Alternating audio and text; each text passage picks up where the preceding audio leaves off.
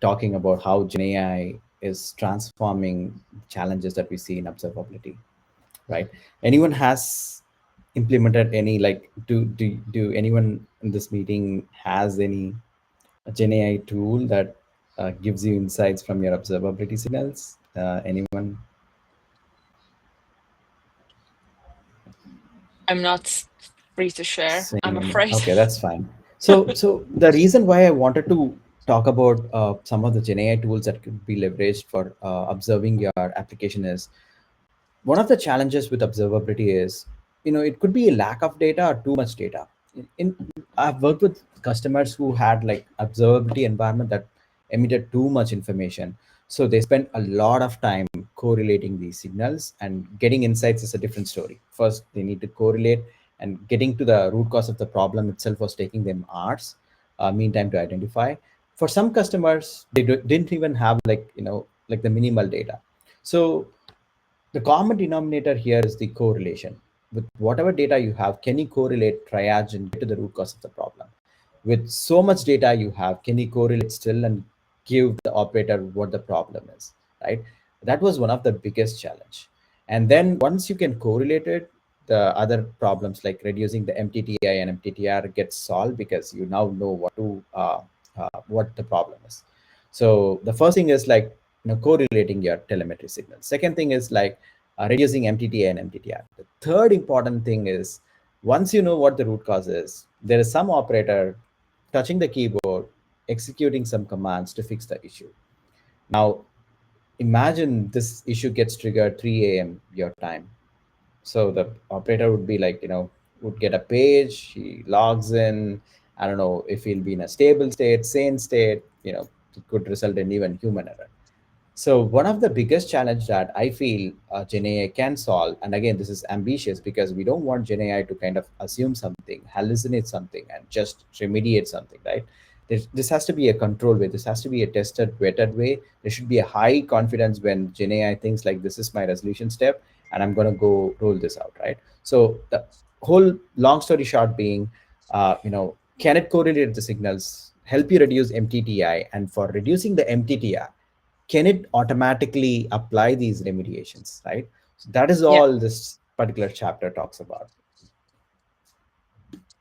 I'll that's a stop great there. topic because yeah,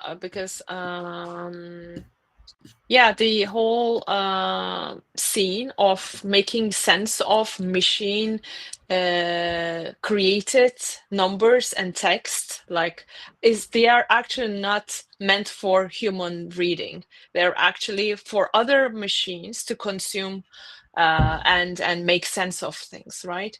So, and you just receive some piece of information without seeing the trend, or without getting proper understanding of the trend.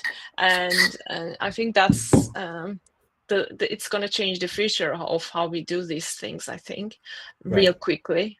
I Yeah. think it's fair to share for me that we are also about to leverage a tool that does automated root cause analysis with AI on Kubernetes environments we have. So it's by doing checking real time alerts and insights, and even suggesting solutions.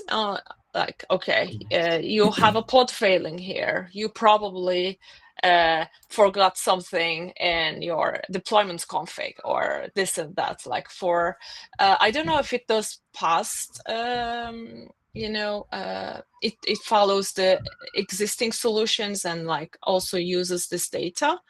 But yeah, we are also about to leverage one of these tools on our Is platforms. it like a homegrown tool, Sevi, or it's like an open source tool? No. It's a proprietary tool. A proprietary tool. Makes Yeah, sense. yeah, Yeah. Yeah, I have. So I have two architectures here. I'm going to quickly talk about those two architectures where we feel like, yeah, the GenAI can make a real difference. The first thing is, imagine you are a platform owner who's supporting like thousands of applications, right? Because you're a platform owner, you own the platform. You'll be the first line of contact when something fails, right? So for such platform owners, let's say, like, you know getting sense of what this application does, where the application lives, where what are the dependencies of the application itself is going to be really challenging. So the architecture that you see here, you can erase this with anything else, right? Like, I'm using a GenAI assistant on top of data sources. Like a data source can be like your Confluence, your Wiki, whatever it can be, right? You could use a generative AI tool to just educate this platform owner or the NOC member, right? We call it L1, L2 support NOC members, saying like, okay, if you get this alert, first of all, this alert pertains to this application, and this application runs on EKS, and this application has dependency with the backend S3 and RDS databases. And I see you've seen this. These are the error messages populated. Like, let's say these are present in the page duty alert that you get. The so-called AI will be intelligent enough to look at your past issues and say like, okay, this is a known issue, and this has happened in the past, and this is how we fixed it and solved the problem, right? Just imagine, rather than you going through hundreds of dashboards, getting insights from your metrics, logs, you just simply solve this problem within few seconds. So that exactly is what this particular architecture is talking about.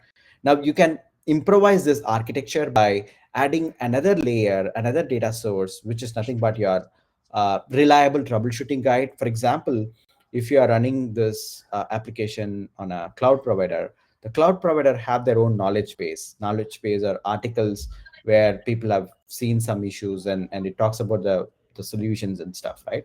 And that is what this web crawler data source does. It points us to a reliable, trusted knowledge base where you can get informations about a particular error, ways to remediate that error, right? Again, this is very high level. You don't even have to know some technical knowledge here. It's purely based on what your application does, what error you got, and if this error has happened in the past. If yes, this is how we solved it. If not, let me look into my knowledge base, the trusted guide, and give you possible steps. This is something I believe like people have already, like at least customers whom I'm working with are slowly rolling this out. This is like Yeah, gives you instant relief, right? Like MTTI. exactly. MTTR, however, M- MTTR, I'm gonna come to that now. yeah. Where is that architecture?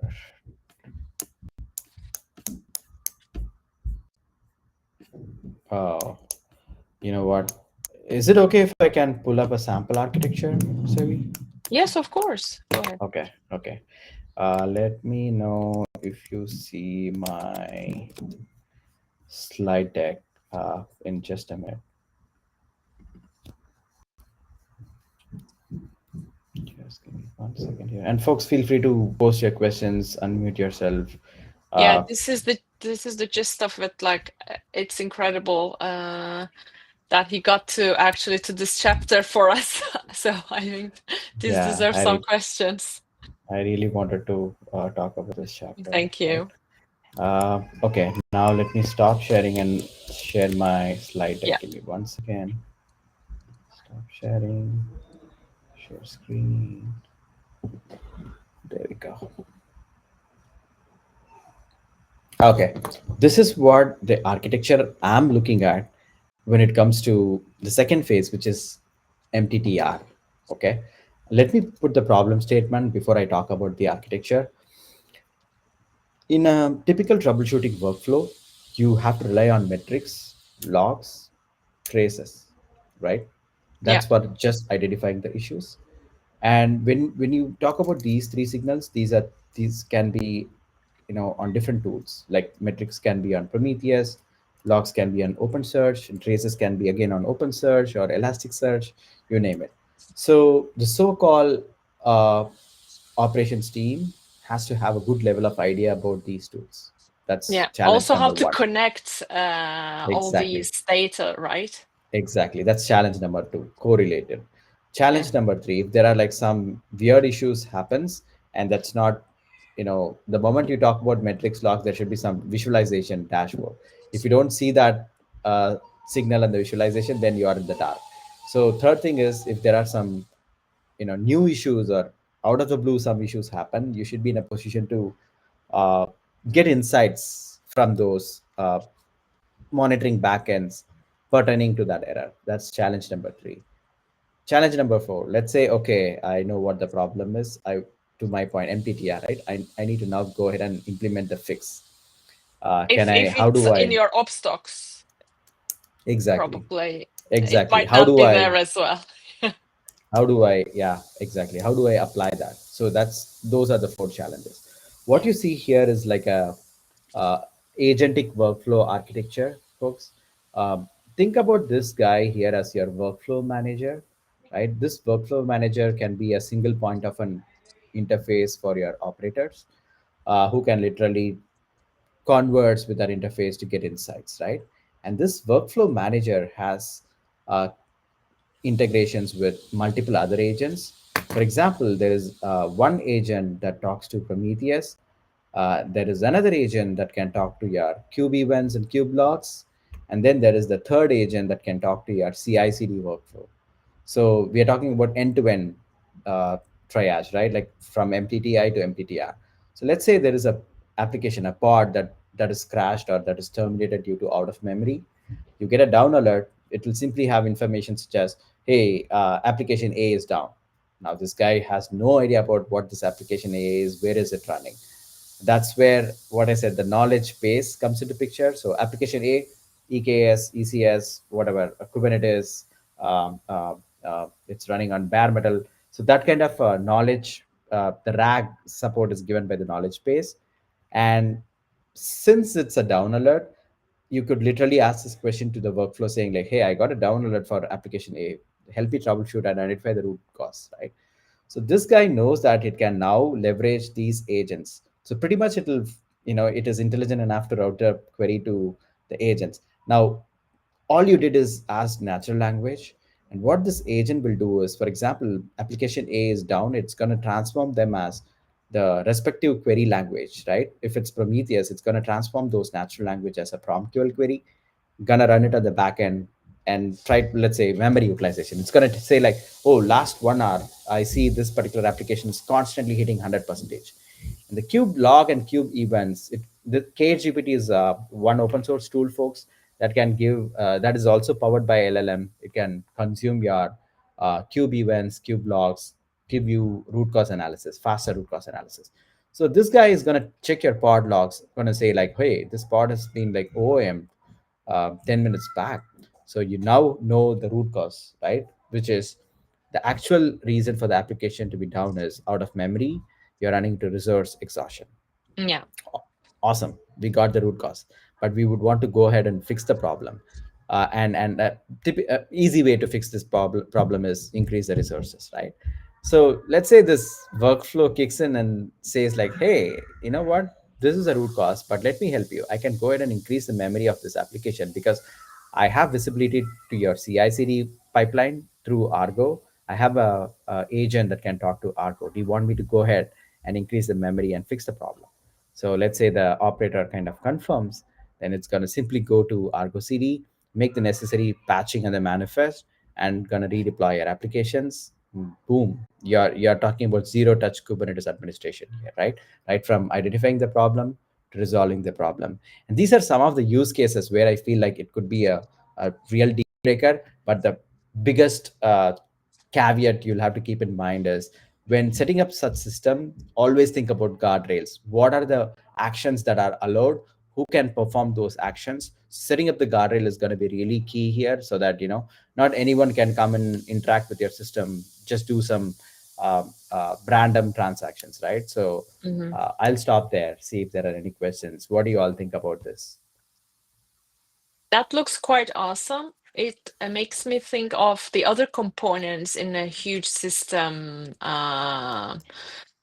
like not just Argo, but application configs, or how you build, your images, like your image pipelines, CI/CD pipelines. Mhm. Can we hook everything into Bedrock? Is it possible? Yeah, yeah, that's a good one.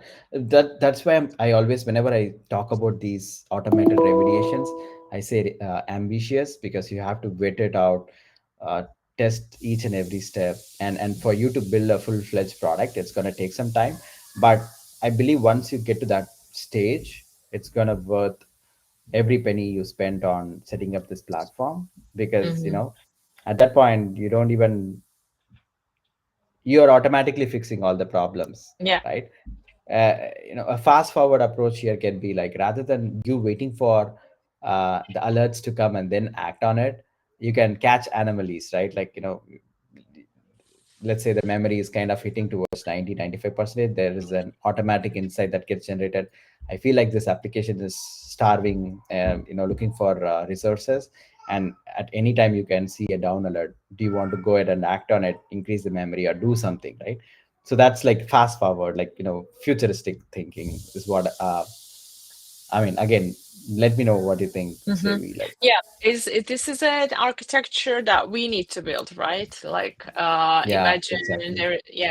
there is this company who works with AWS, and I guess this, but it's like Lego pieces already there and existing. What Correct. I know, it's gonna slow down the whole thing, and it's not the intention. But what if for a very cautious company, like what would be the right stage of uh, not auditing, but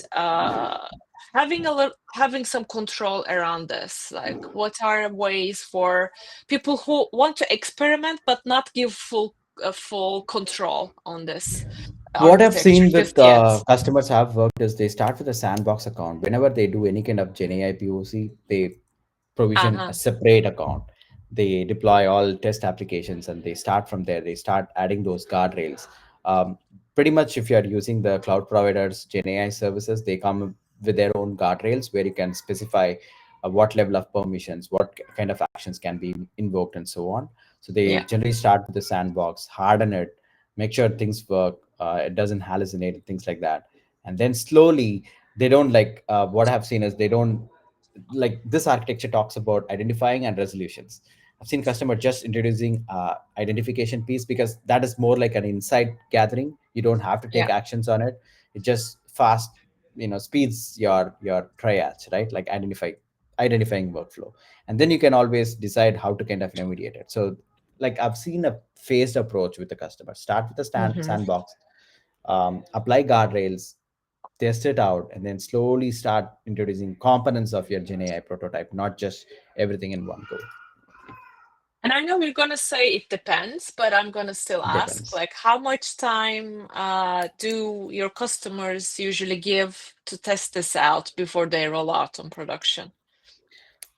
Or So also training. What should we expect from the training as well? I think the customers I've seen so far doesn't do any kind of training, especially because the LLMs are so intelligent enough to handle all your Yeah. observability requests. So I haven't seen customers training their models. They start with a model that's already there, and then they start building on top of it. Yes, it depends, because some of our customers, like at least the customers I've worked with, who are large, have their own AI ops team, which does, which takes requests from different teams. Like, they the way they start is they get the manual tasks, top 10 tasks that the team spends most of the time on, and then they start automating them using GenAI. So that's their goal, right? Like, enable 10 different teams with their 10 top items on which they spend most of the time. And then, that is one way. There is like the COE kind of team that does the prototype, does the demo, and onboards customers, or presents the solution to the customer, and then they can deploy it. But I've also seen like small to mid-sized customers who are kind of, running short on resources, right? So they'll have to allocate some of their day-to-day time to test these out. And again, that's where I've seen like people coming up with a sandbox account, trying things out, and then it gets reviewed by their guardians, security, and then slowly starts in the lower environment, pre-prod environment, then makes its way to. I haven't seen anyone running it full-fledged in prod yet, but those are the two different scenarios I've seen so far. Can we can we put this guy on pager duty? I was thinking, like, just Yeah, yeah, receives the yeah, I would just say we are not far away from that day. Yeah. It's all happening as I can feel it. Like recently I was meddling with a MCP server, Kubernetes MCP server. I was just Mhm. like testing its intelligence, right? Like I started asking some basic questions, uh, and then started asking complicated questions. One of the questions I asked was, can you do a best practices review for my Kubernetes cluster? These are my criterias, and one of the criteria I mentioned was making sure my replicas run across multiple availability zone, right? And I had purposely created this cluster to be uh, like a 2 AZ setup, right? So it kind of scan, it said like, these deployments, first it said like all of your deployments doesn't match this criteria because there is only like 2 AZs that you've created your cluster with. Do you want me to go ahead and spin up an instance in the third AZ and then scale your replica? I was like totally shocked. I don't know how, but I thought like all the AZ things comes from That's a label, awesome. metric label. So I was Yeah. like, okay, do that. Because it had connection to the CloudFormation stack as well, it was able to create a node on the third AZ, and it literally scaled up my replica on the third AZ. That was too too good. But then I started thinking like, oh, how did I even open up the permissions for this MCP to start deploying the nodes on its own choice and then like scale up the replicas, right? So that's where I believe the guardrails gonna come into picture. But the first response I got was totally amazing, right? Like it literally did the best practices review, which Yeah. takes like for us, like, we get into a meeting with the provider, a 1 hour 2 hour meeting. He goes over your entire cluster, asks some basic questions, then creates a report and gets back to you. I'm like 5 minutes and I'm done doing an architecture review for my Kubernetes cluster. And that always changes. There is drift in Yeah. static reports and your existing cluster's status, right?